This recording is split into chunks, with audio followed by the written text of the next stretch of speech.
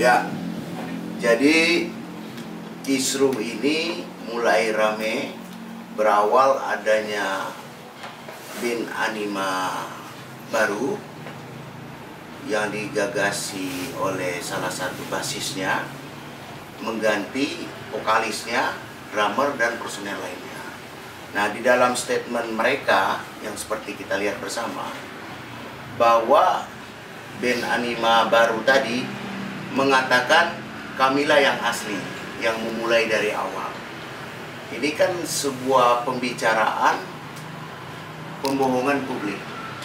Kalau kita berbicara palsu, palsu itu kan bahasa yang tidak pernah tunggal. Satu contoh, ada uang palsu, tentu ada uang asli kan? Ada ijazah palsu, tentu ada ijazah asli. Nah, kalau kita tarik tadi, yang asli itu mana? Yaitu mereka ini.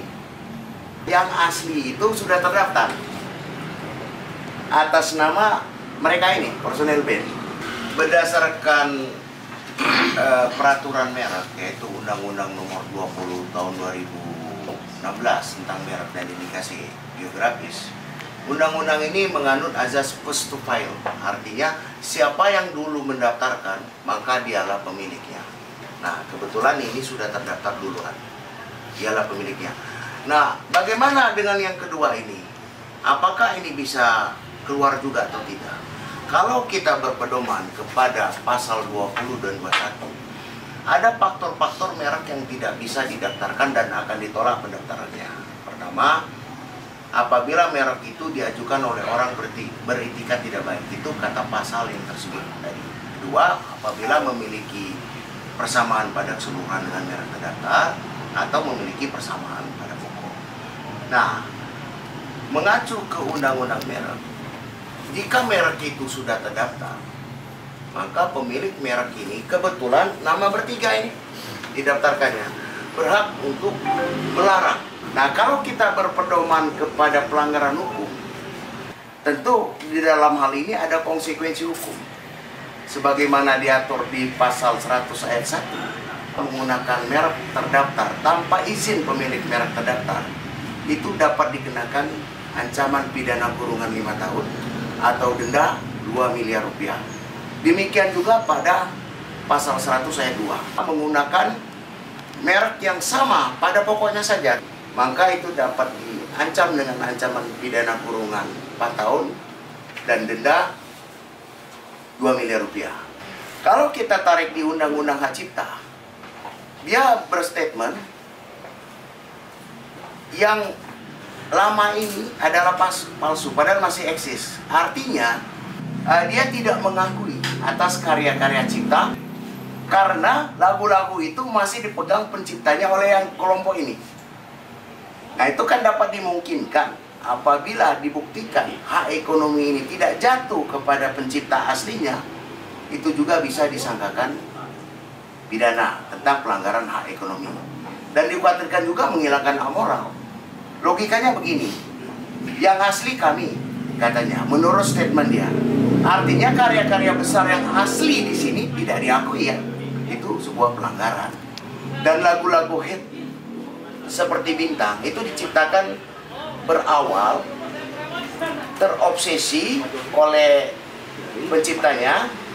Kebetulan lagu Bintang itu aku ciptain buat mantan pacarku, namanya Bintang, sekarang menjadi istri.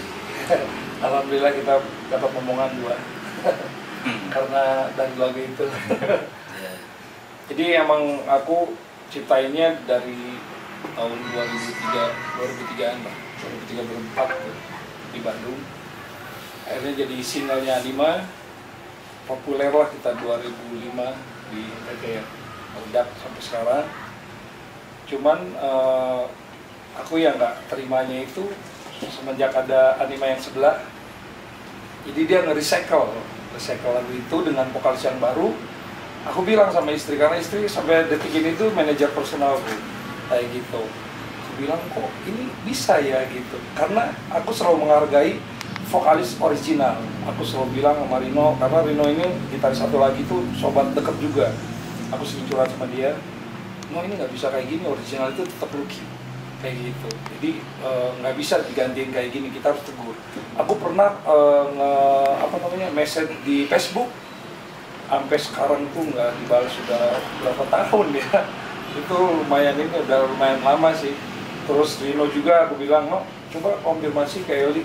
Ternyata Rino itu WhatsApp-nya itu diblok sama LD, Instagram diblok, aku nanya sama Lucky juga, mereka diblok semuanya gitu.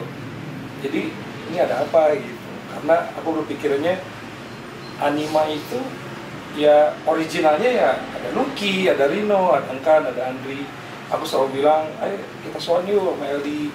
Cuman mungkin sama LD-nya kita nggak gimana ya, nggak deket mungkin ya. Iya, nggak terima kali. Ya akhirnya kita berpikiran ya Anima ini ibaratnya jangan ada sampai ada kata-kata yang mereka tadi kan kita ngelihat ya, mereka mengundurkan diri keluar. Kalau katakan tuh nggak ada kata-kata kayak gitu. Jadi intinya karena posisinya manajemennya udah tidak baik, akhirnya kita ngerasa ya udahlah, gue mau refreshing, intinya itu rehat dulu lah gitu kan. Akhirnya aku rehat dulu tuh, mau gue kayaknya ini dulu karena manajemennya udah mulai tidak baik lah gitu kan. Aku pengennya Anima ya Anima kayak dulu kita solid gitu kan. Tim produksi juga kita dulu zaman indie label itu sangat solid sekali. Jadi pas kesini itu banyak mungkin kalau aku lihat sih sindrom sih. Kalau untuk yang recycle lagu Anima itu yang dibawain sama vokalis yang LD itu yang pasti nggak ada konfirmasi, karena di situ tuh ada rekamannya, ada yang full band sama akustik ya.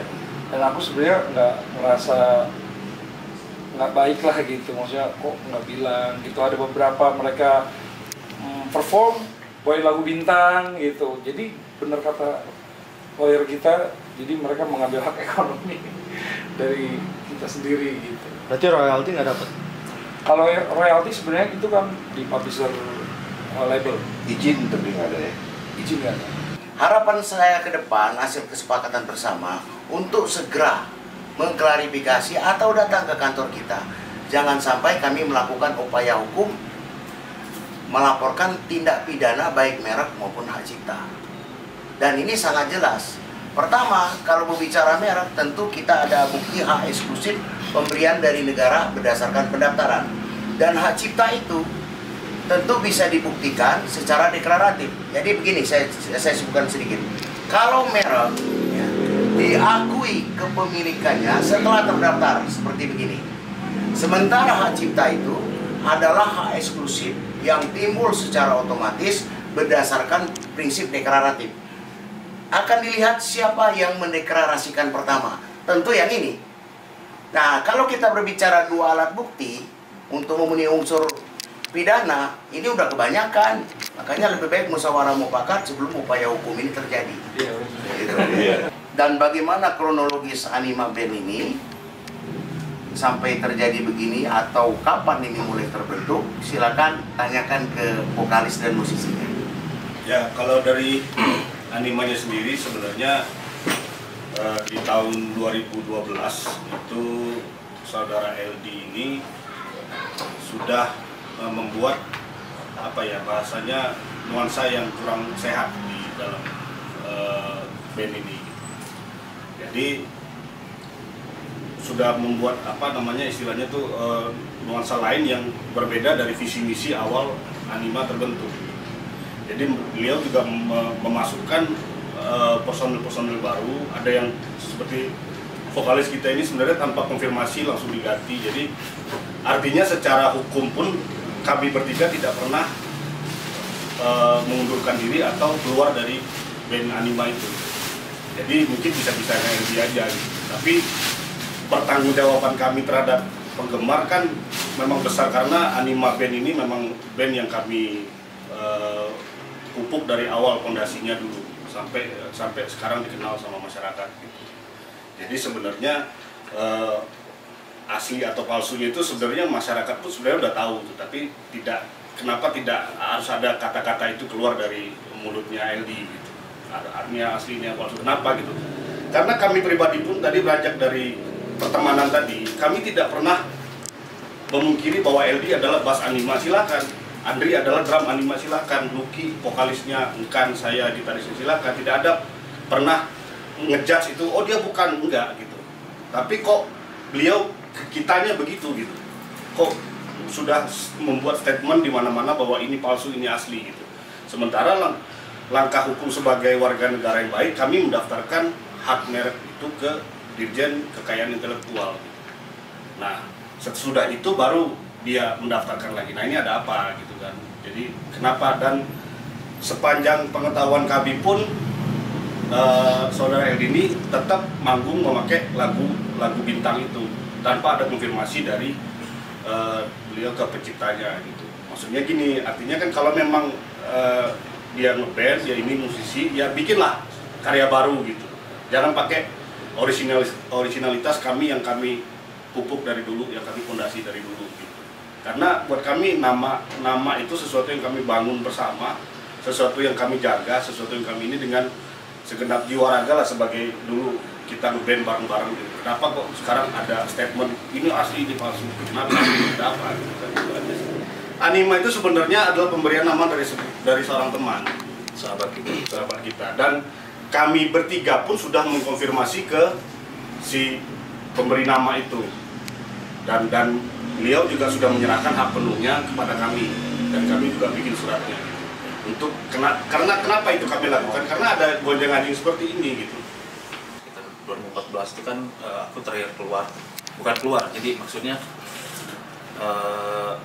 LD ini masukkan manajer baru, dan di dalam internal itu LD dan manajer ini bikin strategi-strategi yang visi misinya bisa merusak nama Anima itu sendiri. Nah, aku di situ dulu kurang setuju, bahkan sampai latihan nggak datang segala macam. Akhirnya pada saat itu tiba-tiba ada vokalis pengganti di dalam. Nah, dari semenjak itu dia rekrut personil baru, mulai vokalis, gitaris, drummer, semuanya. Itu udah sering saya pribadi udah sering Dik, ayolah sambung silaturahmi lagi, kita ngobrol lagi gimana baiknya. Tapi memang tanggapan dari pihak ya LD-nya memang mentok ya, blok nomor WhatsApp, IG, segala macam di-blok semua. Jadi memang usaha itu lumayan mentok. Sebelum upaya hukum ini lebih meruncing, agar segera mengklarifikasi, mencabut semua digital yang ada di platform digital. Kalau tidak, ya dengan sangat terpaksa upaya hukum akan kami jalankan.